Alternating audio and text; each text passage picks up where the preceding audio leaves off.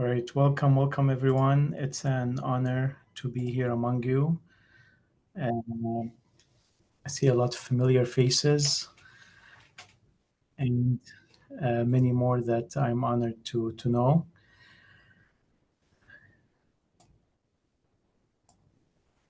Um, hey, Kelly.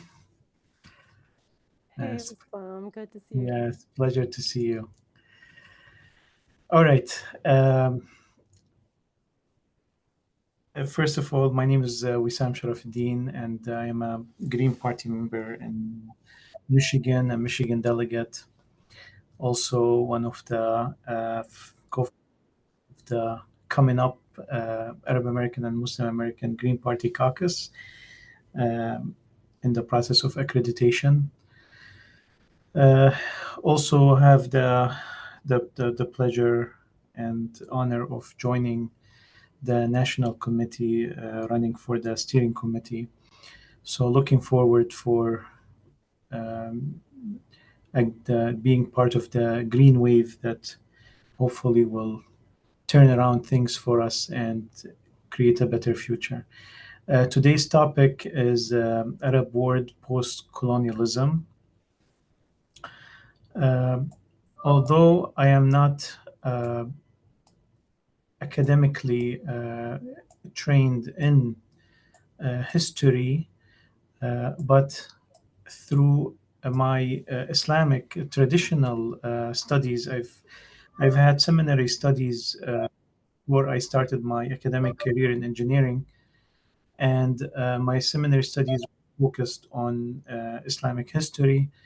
And then I continued my studies on Arab history, and then a focus on Arab identity and Arab American identity. I have a book published called The Awaited Arab State.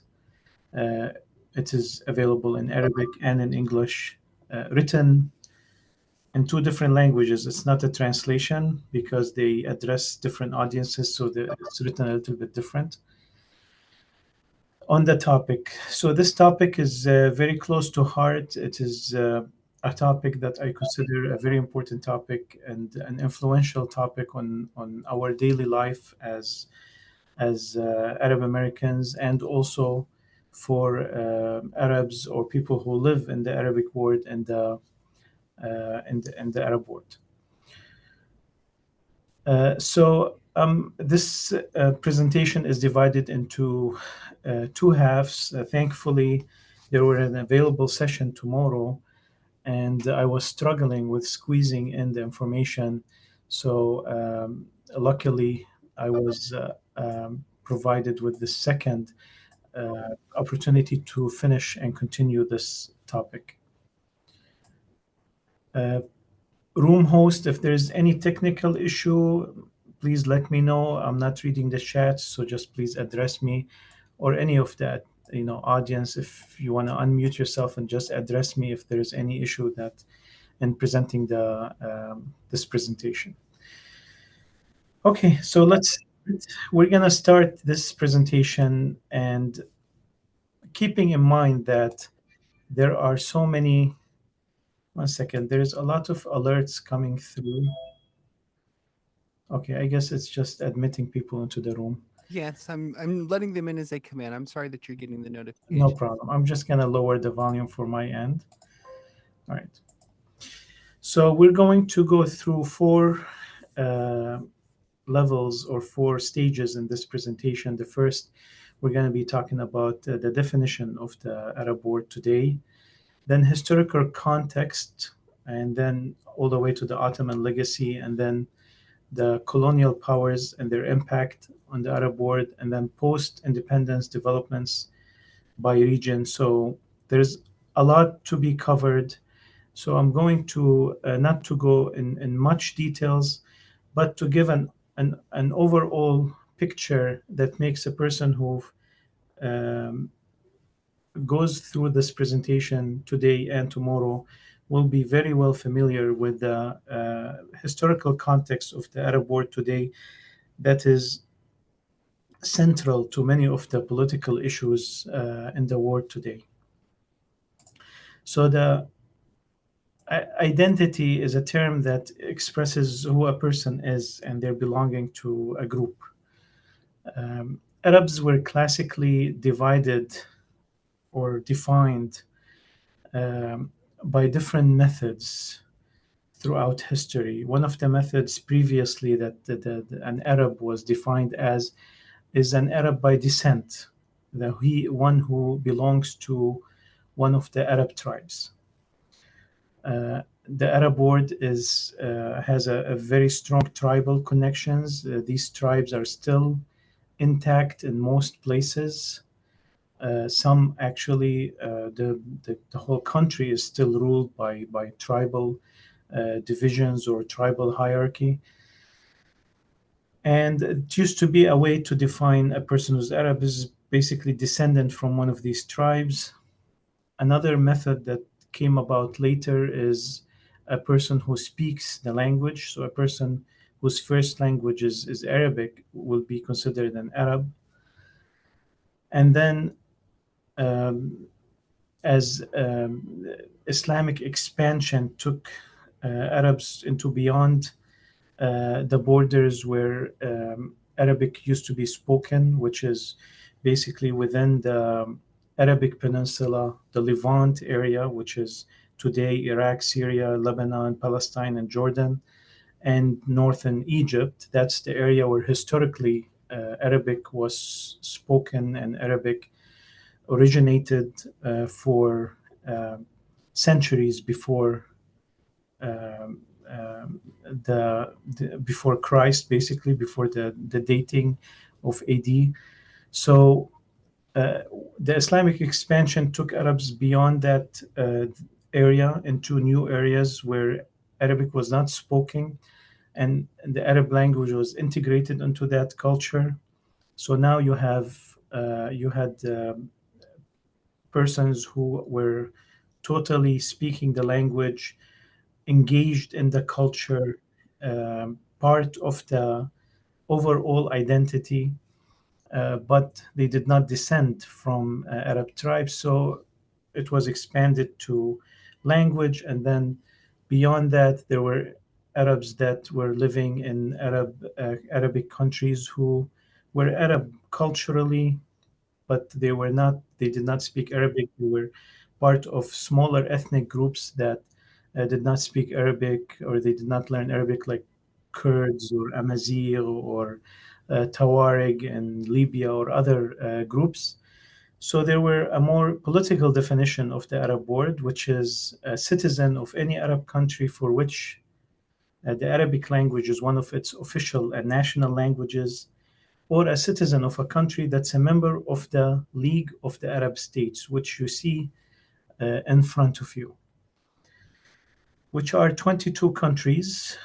There are two countries that are debatable. One is Eritrea, which is basically the coast between Djibouti and Somalia and Sudan, to the east of Ethiopia. And that country is an Arabic-spoken majority country, and by majority, it considers itself an Arab country. They just don't see value of joining the Arab League. They don't see value of paying fees to a league that is mostly ineffective. So that is, an Arabic country. When I grew up, I learned that Eritrea was an Arab country, and it was added to the map of Arab countries, but it's not part of the Arab League. Another country that does not have a majority spoken language is South Sudan, but Arabic language is considered one language that cohesively binds the country and can be a representative language. But for political reasons, English was chosen to be the official language of the country after the separation from Sudan, from what's today, northern Sudan is called Sudan. The country shrunk by the division that happened with South Sudan. So these two countries were, debatable. if they are part of the Arab world. But in today, Arab scholars, modern Arab scholars, almost from the Renaissance, from the Arab Renaissance, which the Arab Renaissance is a period of time which started between 1840 all the way to about 1920s, till the beginning of the new wave of colonialism led by the British and the French and Italian. That period of time between 1840 and 1920 is a very important period called the Arab Renaissance. The scholars of the Arab Renaissance, they have redefined the Arab identity. And this it's very relevant to what we're going to be talking about, because the definition of the Arab identity is a colonial, controversial subject. There is taboos, and there are resistance for certain definitions, and there are forced definitions on the other hand, because the definition of the Arab identity strengthens or affects the Arab national identity and Arab nationalism, which is considered an unwanted force or movement by most of the Western post-colonial powers. So there are problems with these old definitions of the Arab identity. It does not, first of all, does not include the expatriate Arabs who do not belong to an Arab tribe necessarily, or they have lost connection, or they're and who do not speak Arabic as a first language. So, for example, my son, he doesn't speak Arabic as a first language, but he still reckons himself as an Arab. Well, he hasn't lost his tribal connection, but I'm sure that if he didn't, then maybe his sons or his grandchildren will lose that tribal connection, and they will definitely not have Arabic as a first language, but they will still consider themselves Arabs. So that definition does not really encompass that. Also, the old definitions, and if we focus on the last official definition, which is basically a member of the Arab League, a citizen of one of the countries of the Arab League, it does not include other ethnicities that consider themselves Arabs as well, in addition to their ethnic affiliation. Their first language may not be Arabic, and they may not belong to one of the Arab tribes by affiliation. They may not belong to one of the Arab countries, or maybe they do not recognize their affiliation with it. Nevertheless, they still consider themselves Arabs in addition to their other ethnicities, such as many Chaldeans or Kurds, Sharkas, the Circassians, Berbers, the Tuaregs, the Sahrawis, and others. You will find famous poets of Arabia, of Arabic, that their first language is not Arabic. They ethnically do not belong to Arab tribes, but they still consider themselves Arabs, and they might not be a member of, well, let's say they grew up in France or in Spain. Number three, the third problem with the older definition of the Arab identity is that it includes those who do not want to be included in it by definition. So you cannot force an identity over a person. It's not possible to impose the identity on a person who has disavowed it and does not feel that he belongs or she belongs to it. Perhaps that authentic Arab who speaks the Arabic language belongs to the tribe of one of the big tribes of Arabia, and maybe holds one of the Arab countries' citizenships, let's say Lebanese citizenships as an example, but wants to identify himself as a Phoenician, or an Egyptian who wants to identify himself as one of the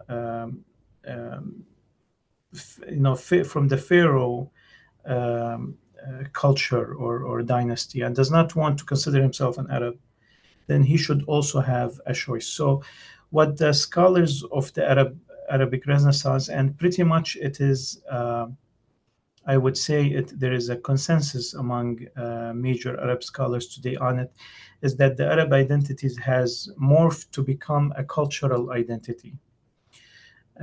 So a new definition of an Arab person is the Arab person is a person who possesses the conscience of the Arab nation and its culture, feels belonging to it and its historical memory, has a degree of attachment to its customs, traditions, and heritage, and is in harmony with its ideas and aspirations. The Arab identity has become, it's spoken by about 450 million people. There are a lot of these people, they have integrating identities. They have multiple languages, they have layers of ethnicities, but still they have the common memory, common tradition, common sentiments, common heritage. They have a feeling of belonging. They have a feeling of connection to the language, even if they don't speak it. And if they speak it, they feel it is their own language. So all that creates this trans-border definition. So it is no longer an ethnic definition, it is a cultural definition.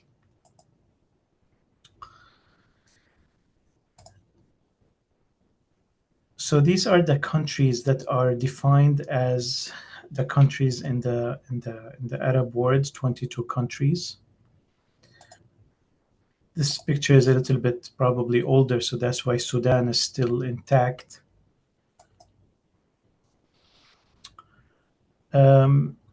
So let's go back a little bit in history. So again, the first time the Arabs were mentioned, or there's any evidence of their presence, it's about 11th century BC. And there is a continuous presence of Arabs in the region that is, again, the Levant. I'm not sure if you can see my cursor on the screen, but the Levant area, which is this area, and then the Arabic Peninsula and northern Egypt, all the way till Islam came. So the northern part of Egypt and Levant was an area that eventually became part of the Roman Empire, became provinces to the Roman Empire. Many of the Arab tribes in those regions were pagan, and many others have accepted Christianity. They converted to Christianity, so there's a lot of Christian Arab tribes in this region. And the Arabs in the region, which is today Iraq, also the tribal areas mostly in the south of Iraq today, this area was part of the Persian Empire at about the 6th century. So when Islam came in Mecca in the early 7th century, Arabs had Arabs in Mecca, the tribes in Mecca had already strong connections with the Christian tribes in the Levant. They had a trade agreement between the Levant and between the Arabs of Yemen, and Mecca was central, so it developed two major markets for exports and imports between the north and the south. And as Islam started its expansion, it expanded north through the tribes of Manadira, who were in south of Iraq, and it expanded also north through the tribes of Ghassasina, the Ghassasinites, who were part of the Roman Empire in the north. But both of them, the Manadira and the Ghassasina, they were kind of tired of being under the Roman Empire, and they already had strong ties with the Arabic tribes, and they kind of facilitated the eviction of the Roman leadership and the Roman rule, and they were integrated into the new Islamic state, which was about the beginning of the Umayyad dynasty. So this map in front of you is the expansion during the Rashidun Caliphate. So there are basically four dynasties after the death of Prophet Muhammad that defines the periods of time of the Islamic world. So by the time the Prophet Muhammad died, the Islam has expanded to almost all of the Arabian Peninsula. The Arabic tribes have mostly accepted Islam, and they have were in centrally ruled from Medina. And then as the Rashidun, the four Khalifates after the Prophet, the Islam has expanded into northern Africa and to the Levant area in Iraq. And by the time Umayyads have ruled, Islam expanded further into North Africa and further into Asia. By the year 750 AD, this is what you see as the form of the Umayyad Empire. And afterwards, the Abbasid Empire came and expanded further. The Arab countries have become more of what today are Arab countries. At that time, there were no existing for them as they are today. The area was cohesive and the movement was open, and the Arab tribes basically they are cross borders. So that if you see the maps of the existence of Arab tribes, it does not match the current borders of the Arab countries. So you have tribes that exist in more than one country, and we'll come to talk about that when we get to the modern time. In the year 850 AD, under the end of the first era of the Abbasid Caliphate, the Arab world remained without borders, and although northwest Africa, present-day Morocco and Algeria, remained in the hands of the Umayyads. So the Umayyads, by the beginning of the Abbasid Khilafah, they have already expanded to what's today Spain and Portugal, and they established the Andalus Empire. They have actually stayed in Spain for 9 centuries, and they actually remained there even after the expansion of the Abbasid Khilafah, all the way till the fall of Andalus.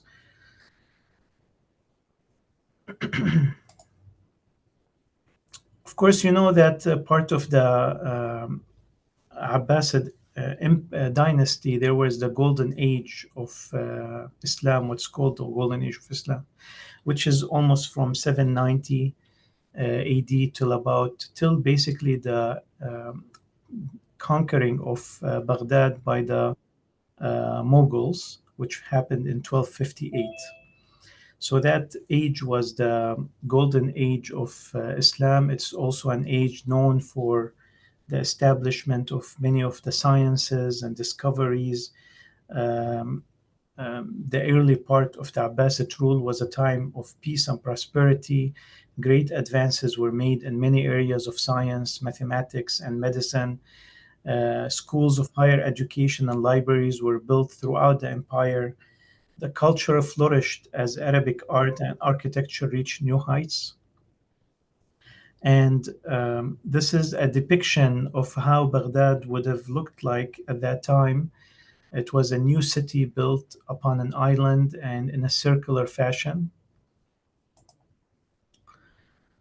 This was also the city of Samarra in Iraq, which was also a capital for a period of time. And the walls and spiral minaret of the Great Mosque was built from 848 to 852. And then by about 1000 AD, or a little bit before that, about 900, in the 9th century and the 10th century, some divisions started to happen in the Abbasid dynasty. It was a huge, almost 1/3 of discovered earth at that time was under the Abbasids' rule, and it was too big and too centralized to rule. So factions started, appearing, and different divisions. And then the biggest strike was the Tatars entering Baghdad in 1258, where basically the first Abbasid dynasty fell. They usually divide the Abbasid dynasty into the first stage and the second stage. So the second stage was a stage where there were a lot of divisions and new dynasties popping up, shrinking, expanding. Um, a lot of movement during that time. But nevertheless, the area stayed cohesive, meaning that any person can travel from one city to another city and stay in it. And there were a lot of intermixing. So a person, for example, would go to pilgrimage to Mecca. Like, for example, Ibn Battuta, the famous traveler, who traveled all the way from Morocco to Mecca, years in travel. And then when they reach Mecca, they stay for a year or more. And then, new travels. He had new travels. He went to India, etc. So there was a lot of flexibility in traveling. So you'll have a lot of families moving from one place to another, settling, and that created all that intermixing between the Arab world. So you'll have a Moroccan family who has roots in Lebanon, and a Lebanese family who has roots in Yemen. And like my family roots goes back to, is they're divided between Lebanon, Iraq, Iran, and Egypt and Yemen. They all go back to the same ancestors, but because of the open movement at that time, um, families tend to move from one city to another and settle there within the Arab and Muslim world. Of course, during that era, also the Crusades started. The Crusades were a series of religious wars initiated, supported, and sometimes directed by the Latin Church in the medieval period. The best known of these crusades are those to the Holy Land in the period between 1095 and 1291 that were intended to recover Jerusalem and its surrounding area from the Islamic rule. In 1095, Pope Urban II proclaimed the First Crusade at the Council of Clermont. He encouraged military support for Byzantine Emperor Alexius against the Seljuk Turks and called for an armed pilgrimage to Jerusalem. Across all social strata in Western Europe, there was an enthusiastic popular response. The first Crusaders had a variety of motives, including religious salvation, satisfying feudal obligations, opportunities for renown, and economic or political advantage. Later Crusades were generally conducted by more organized armies, sometimes led by a king. All were granted papal indulgences. Initial success established 4 Crusader states: the county of Edessa, the Principality of Antioch, the Kingdom of Jerusalem, and the county of Tripoli. Some of them lasted till 1291. That's the fall of Acre in 1291. After this, there were no further crusades to recover the Holy Land. But during those 200 years of crusades, there was a lot of effects on the Muslim world.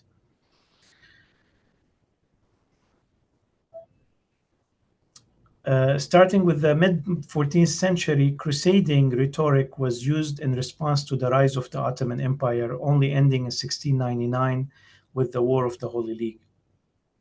The Crusades were a shock to the Arab and Islamic world and an exhausting struggle for about 2 centuries that drained the area and participated in the halt of the advancement of its civilization.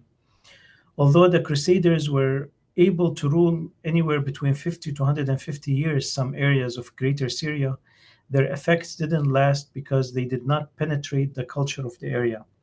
Nevertheless, we find influences and traces in architecture, trade, and language left by the Crusades. The Crusades and the resistance against the Crusades during 2 centuries were a big lesson to the Arab and Islamic world that when you are split, you will be an easy target for enemies and you won't be able to achieve any kind of independence or strong defense against those who wish to enslave you except by unity and cooperation. Every time the Crusades were defeated, it took some sort of collaboration and unity within the Islamic world to face them. So we come to the Ottoman Empire and the expansion of the Ottoman Empire, and that's where local governance started to become more focused. The Ottoman Empire extended its control over the Arab territories and reintegrated them from about 1299 until 1680. And one of the main reasons for the beginning of the disintegration of the Arab region into smaller regions is the lack of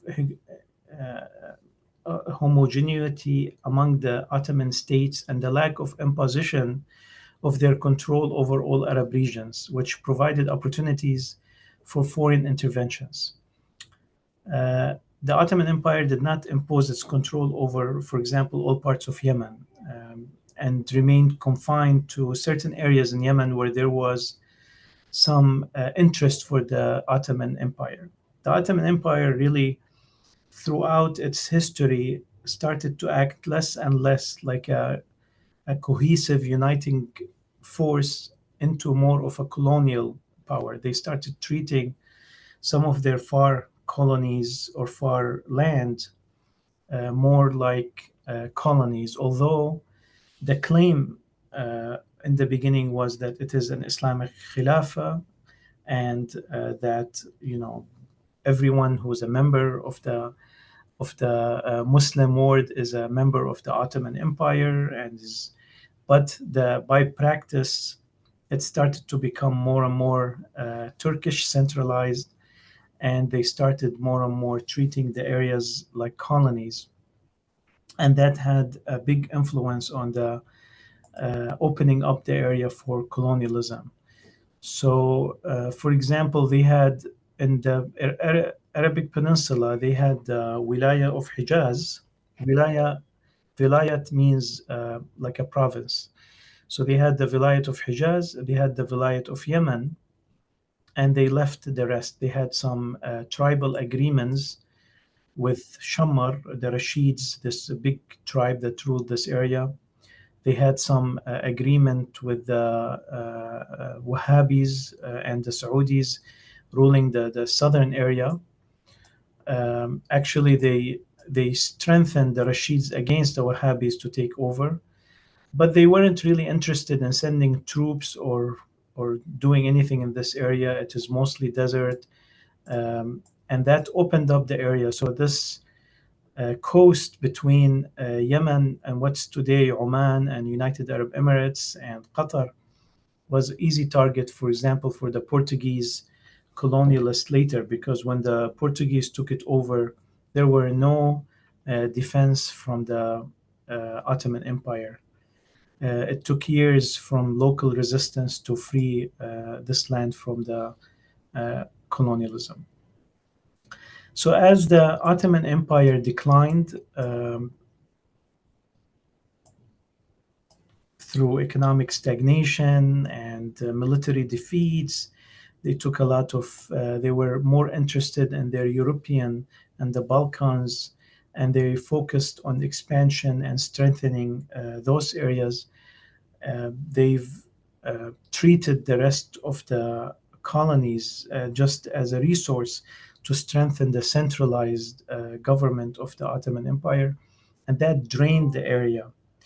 It drained it so much that we call it in Arab history, we call the last 200 years of the Ottoman rule the age of decadence, because the taxation was very high. The Ottomans created layers of commission-based rule over their areas, and the youth, anyone above 14 or 15 years old, were usually snatched from their villages and taken to fight wars that are far, most probably they won't come back. The Arabic language was prohibited from being printed or taught. There were very few schools and they only taught in Turkish. They considered the strength of any ethnic group under the Ottoman Empire, they considered it a threat to them. So they had a lot of ethnic movement and, what's defined as ethnic cleansing, and moving people from one area to another, and ensuring that no minority gains enough strength to pose a threat for the Ottoman Empire. All these policies created so much decadence in these areas. It took all the way till the Arab Renaissance to start bringing back the education and bringing back a little bit of awareness to the Arab streets. And you know that the Arab Renaissance started with the entry of the printing press into the Arab world, because there was no printing press in Arabic in the Arab world. There were only Turkish ones. And when Napoleon took over Egypt in 1799, he brought with him one printing press that remained in Alexandria. And that was a big factor in spreading Arabic literature again, Arabic writing. And also the evangelical Christians in Lebanon brought with them a printing press to translate and print the Bible, and that also became a factor in the Arab Renaissance, because science groups were created and other groups, and they used that printing press to spread again Arabic literature and writing. So there was a wave of Arab literature and Arab writing and newspapers, which started to bring back Arabs from the age of decadence at that time. In the 15th century, the Portuguese, we're going to start talking about the colonialism in the Arab world. So the Portuguese in the 15th century started having their exploratory voyages in the world, and they were able to reach the Arabian Gulf region to begin the colonial stages of the Arabic countries, where Portugal took control of the coasts of Arabian Gulf and the south of the Arabian Peninsula. The Portuguese pursued also the Safavid state, which was basically Persia, Iran, was under a separate state from the Ottoman Empire. And that's, by the way, the secret behind a lot of the division between Shia and Sunna, is because the Safavid Empire, which fought the Ottoman Empire, adopted the Shia school of thought, and they strengthened the Shia school of thought to oppose the Ottoman, which are typically a Sunni school of thought. So the politicizing and using, weaponizing of the different schools of thought in Islam created a severe division that is unauthentic to Islam itself, but sometimes it comes back to life every time politics play a role in bringing it to life again. So yeah, the Portuguese had a big part of Oman, Muscat, which is the capital of Oman, and the Emirates and Bahrain. I was born in Abu Dhabi, which is today the capital of the United Arab Emirates. So the stories of the locals fighting the Portuguese empire were the stories that we read in elementary school. In the 16th century,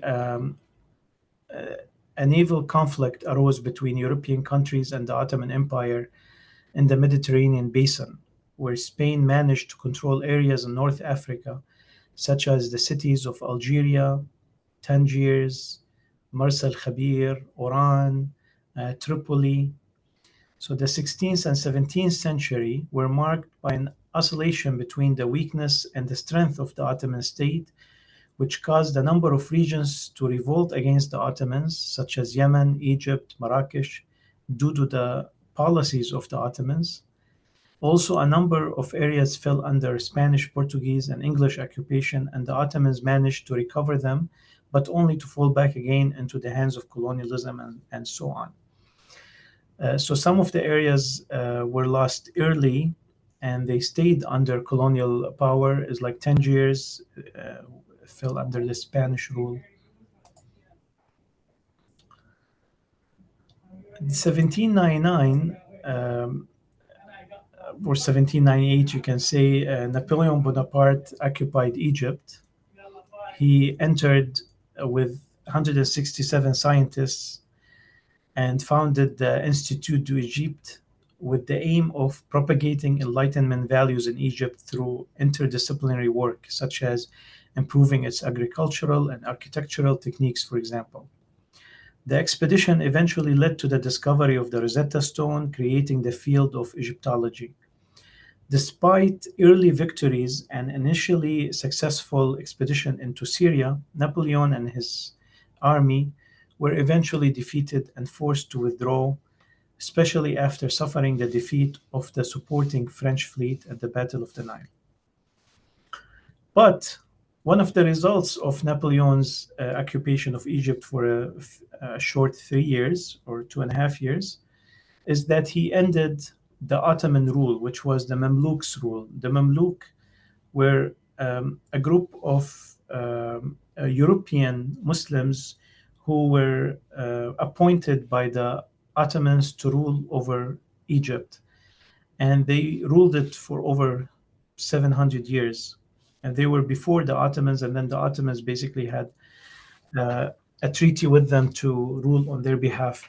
So that rule has put again, it was a dictatorship, it was, a monarchy.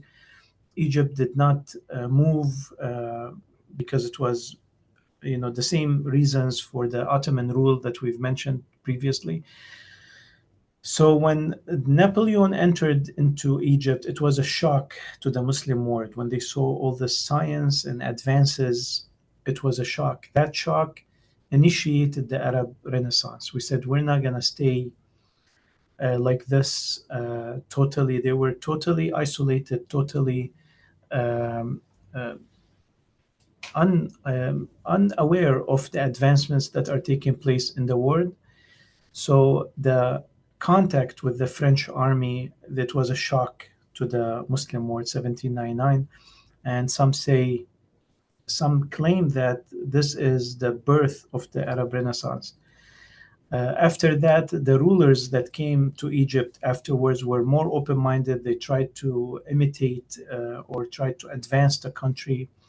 They sent groups to France to learn, and that exchange created a renaissance in the Arabic world that started in Egypt and in Lebanon and Syria, and with the printing press started the age of the Arab Renaissance. Now, the Arab Renaissance that started, it was at its height in about the 1840s, 50s.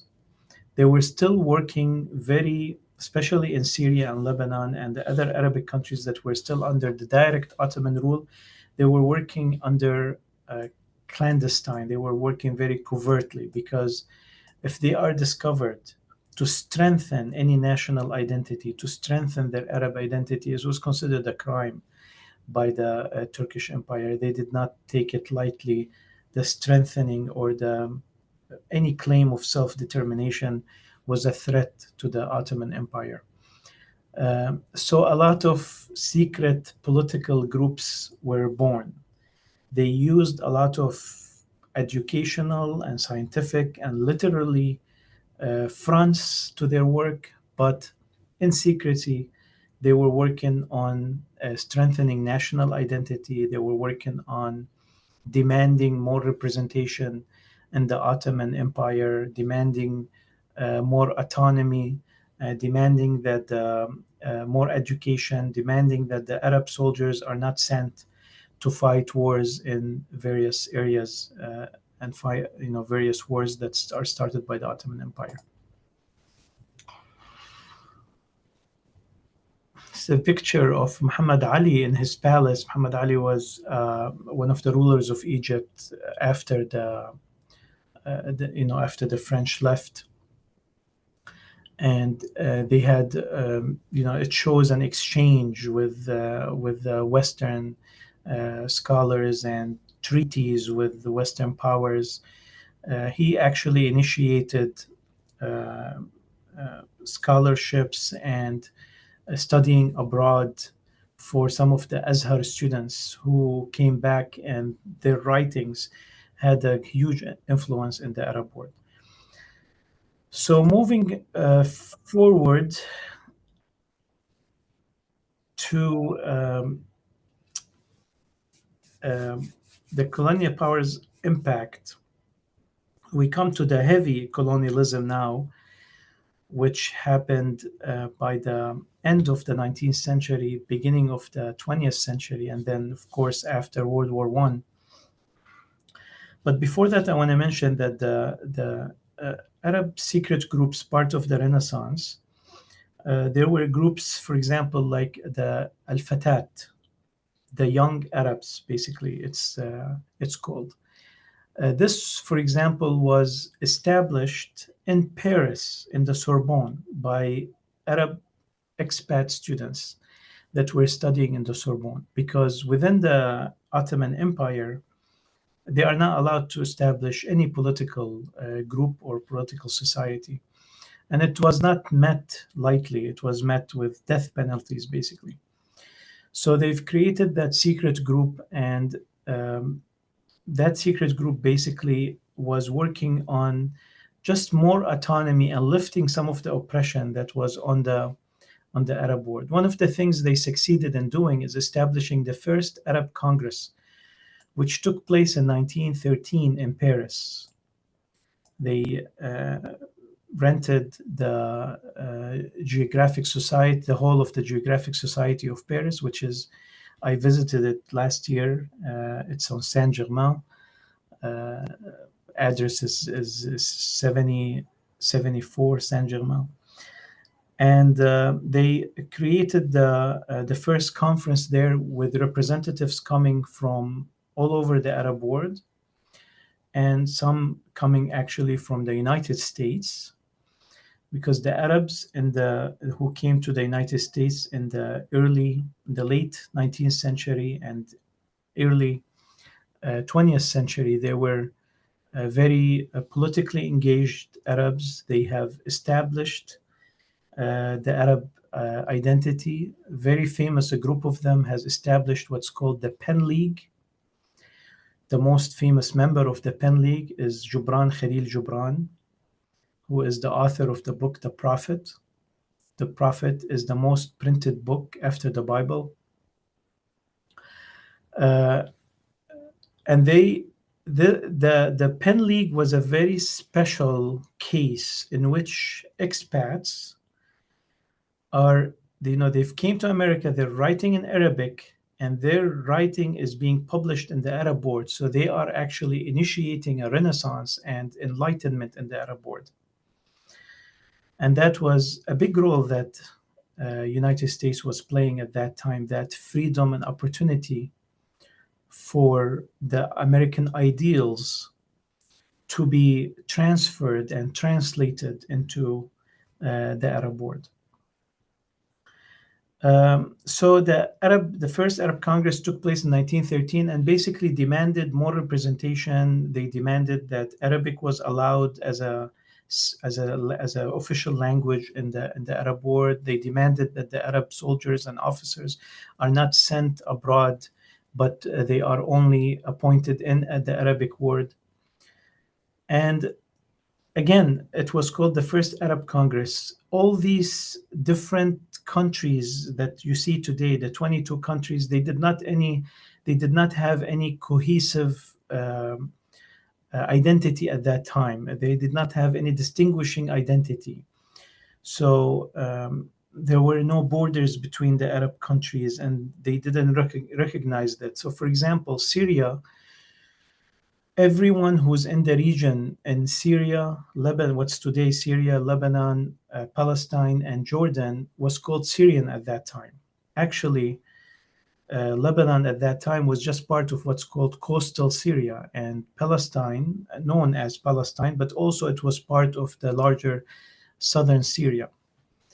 And culturally, they were basically one culture, and they have not seen any distinguishing between these cultures. Actually, the first distinguishing in the area was done by the Ottomans in 1860s, where they have, under French pressure, created a separate autonomous area for the Maronite Christian Lebanese to rule themselves in Mount Lebanon. And that was the first time that an area had its autonomy or started to form its separate identity within the region of Syria or the Greater Syria. So this is important because that group basically is the group that has negotiated in secrecy with the Britain after the initiation of World War I.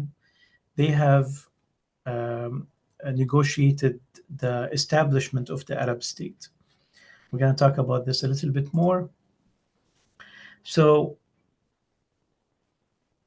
as you see, Egypt, Sudan, northern Somalia, so the area was basically divided among colonial powers. Before World War I, this is by 1912, this is how the Arab world looked like. The British have taken over Egypt and Sudan. That was one region. There was no Egypt and Sudan. It basically was one cohesive area. And the Italians, they have colonized Libya. Some of the other regions were colonized earlier, which we'll talk about in more details. And what you see in green is what was left of the weak Ottoman Empire. The British have taken, that the British at that time, there was the East India Company, and they had India, and there was all this trade taking place, and the trade was passing through the Arabic Gulf or the Persian Gulf, and also through the Suez Canal, and that was a priority for the British Empire to secure these routes. So when World War I started and the Ottoman Empire have made the ill decision of joining Germany and the others, the Axis, they have made that decision, and the Arabs who were already under so much oppression from the Ottomans knew that this is another losing war that we will be dragged into, and we have to seek separation from the Ottoman Empire at that point. This sentiment, of course, which was an early sentiment, like I said, from the political writings of these secret political groups since the Arab Renaissance, have gotten to its optimal point at that time. And by 1914, there was the area of Hijaz, which contains Mecca and Medina, the two holiest cities in Islam, was ruled by proxy. The Ottomans, they assigned Sharif Hussein. They assigned this family that is native to the region to rule that area. So it was ruled by Sharif Hussein. At that time, there was communication between McMahon and Hussein, which is a British commissioner, and King Hussein.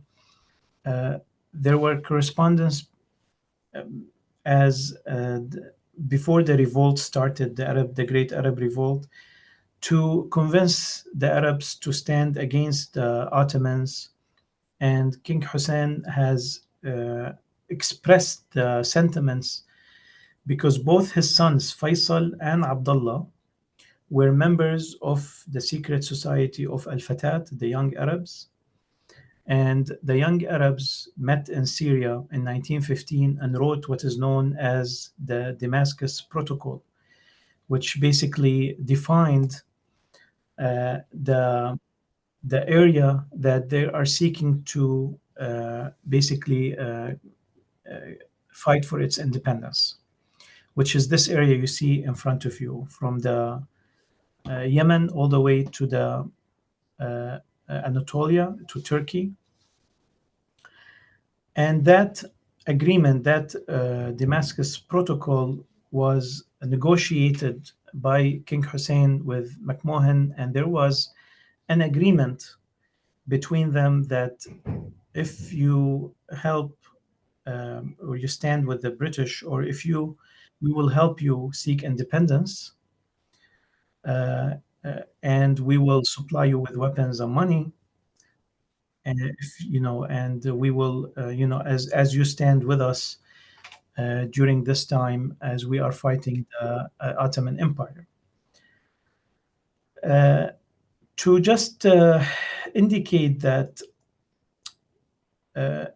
Prince Faisal at that time, the son of King Hussein, has tried many times to negotiate with the Ottomans, to tell them he was a parliament member in the Ottoman parliament as a representative of the area of Hijaz. And he has tried, he speaks Turkish very well, and he speaks German, and he's negotiated with Jamal Pasha, who was the officer ruling the Arab world on behalf of the Ottoman Empire at that time. He's negotiated to have some sort of an agreement where no bloodshed is necessary. But the Ottomans at that time, especially after the coup that took place in the Ottoman Empire, there's a group of fascists, the Young Turks, took over the government, and they were leaning more towards fascism and military rule, and they were not taking any negotiation from their colonies. So it led actually to, there were actually the point, because they were very, very hesitant to stand with the British. They didn't really have a trust with the British, and especially with all the stories coming from India. They were very hesitant, but there were incidences that pushed them all the way to the edge. For example, there was a discovery of the names of the Arabs in Al-Fatat, and the Young Arabs organization, which is a secret organization. The Turks, they found papers in the French embassy that revealed the names of a lot of Arabs. There's a lot of conspiracy theory about, did the French leave them intentionally, etc. But anyway, they basically ruled the death penalty on all these Arabs, and they were basically the most educated among Arabs in Syria and Egypt.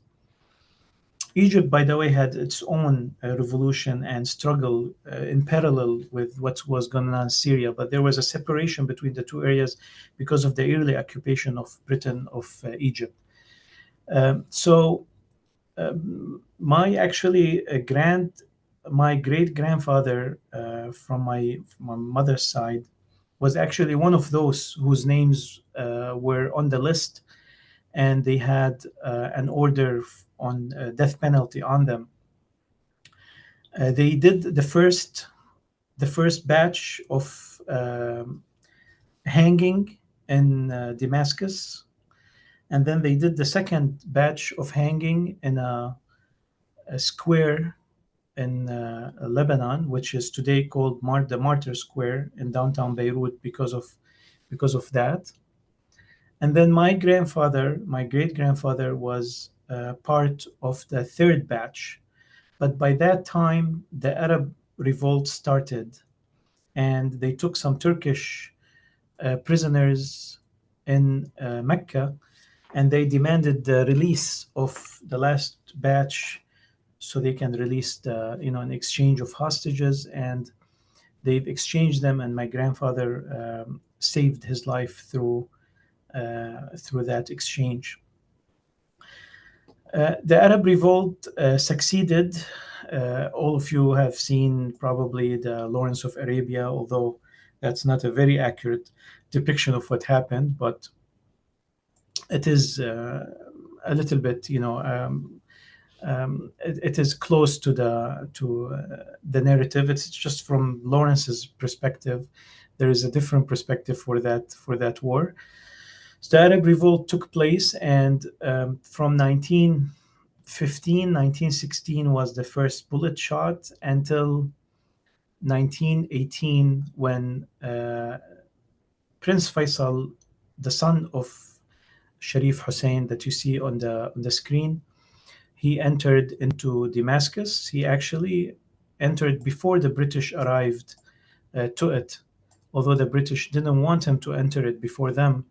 But he entered it before them and established the Arab state and the Arab government and the Arab constitution.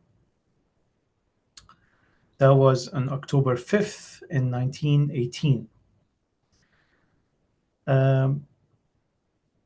The British entered after him right away, and then before that, of course, you all know Sykes-Picot. So let's talk about Sykes-Picot. But before that, I want to refer here to a couple books.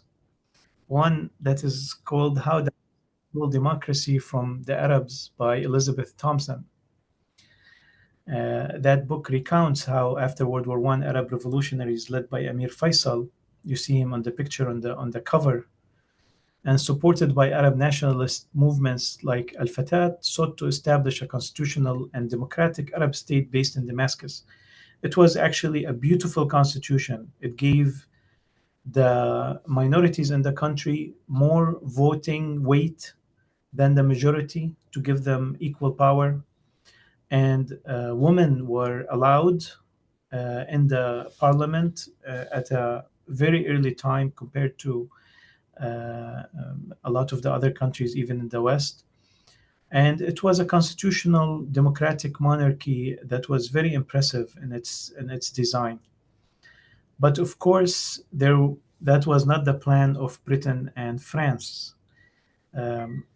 There were different plans for them, which are known as the Sykes-Picot plan. Sykes is a representative of Britain, and Picot is a representative of France, and they met secretly in 1916 and agreed on what is known as the Sykes-Picot Agreement. It was secret till the Bolshevik Revolution in Russia took over, and they took all the state secrets and published them, and one of them was the Sykes-Picot Agreement that was published in 1917. But for it to be translated and published in Britain, and then to arrive to Egypt, and then to be translated to Arabic and published in Egypt, and then to arrive to Arabia, it took about a year. So by 1918, King Faisal is already in Aqaba, and they hear about Sykes-Picot, and they already have their doubts about the British. And even Lawrence, Lawrence of Arabia, even Lawrence was shocked. And I'm fond of Lawrence in general. I feel like he wanted a more fair treatment of Arabs, but that can be discussed at a different time. But even Lawrence was shocked by it. And there was no way for the Arabs to do anything differently except to ensure that this agreement does not come to fruition. So the British have promised France the Sykes-Picot Agreement, which is a division between France and Britain to the region. That's basically the Sykes-Picot map. Basically, he told them to draw a line from the first H in Haifa till the last K in Kirkuk. And everything south of that was the British, and everything north of that was the French. The French, due to crusade history and due to their connection with the Maronite Christians in Lebanon, although they're a small minority compared to Syria, they claim to have historical ties to Syria, and they insisted on that area being theirs. The British were more thinking of economical and logistical superiority, and they've planned accordingly. But the British promised three people three different things. The Balfour Declaration 1917 promised the Jews a national home in Palestine, and the 1916 Sykes-Picot promised the French Syria, and the McMahon agreements, they promised the Arabs a state and autonomy in this region, in the what's known as the Damascus Protocol that defined that area.